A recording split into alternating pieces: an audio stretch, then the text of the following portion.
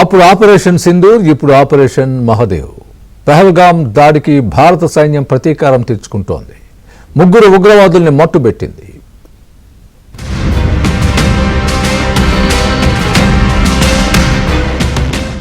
Hashim Musa alias Suleman,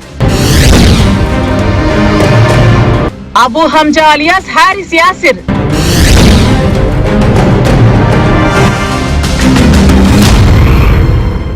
మూడు నెలల్లో 3 ఉగ్రవాదులు ఖతం.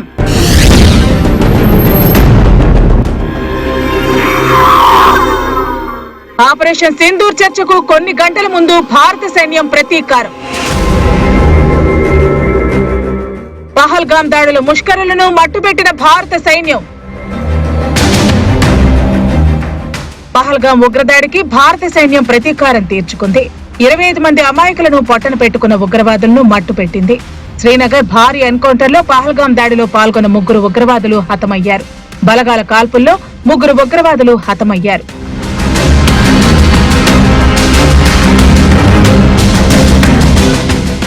ఈ 3లో హషీం మూసా మాస్టర్ మైండ్ అని భద్రతా వర్గాలు చెబుతున్నాయి.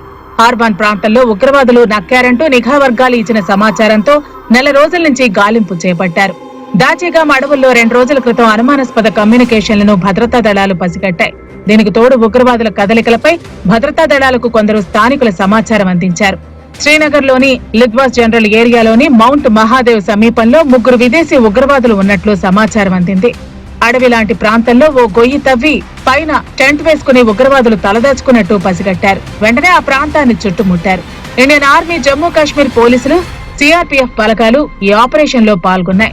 ఎన్కౌంటర్ లో 3 లష్కరే తోయిబా ఉగ్రవాదులను అంతమొందించారు. మరో 2 ఉగ్రవాదులు గాయపడ్డారు.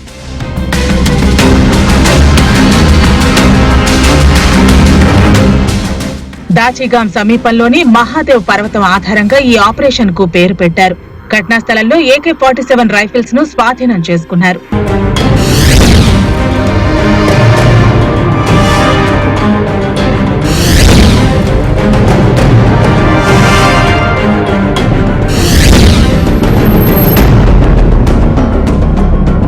మరోవైపు పహల్గాం ఉగ్రదాడి ఘటన, ఆపరేషన్ సింధూర్ అంశంపై పార్లమెంట్ లో చర్చ జరగటానికి కొన్ని క్షణాల ముందు ఎన్కౌంటర్ జరగటం ఆసక్తిగా మారింది. అందులో పహల్గాం ఘటన నిందితులు ఉండటం కేంద్ర ప్రభుత్వానికి కలిసొచ్చింది.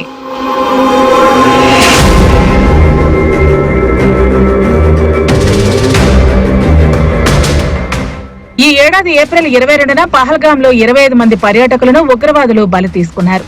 ఆ తర్వాత పరారయ్యారు. అప్పటి నుంచి ఉగ్రవాదుల కోసం భద్రతా దళాలు ముమ్మర వేట సాగిస్తున్నాయి. దీంతో ఆపరేషన్ సింధూర్ అంటూ భారత్ ప్రతిదాడికి దిగింది. పాక్ ఉగ్రవాద స్థావరాలను లక్ష్యంగా దాడులు చేసింది. ఉగ్రవాదులను మట్టుపెట్టింది.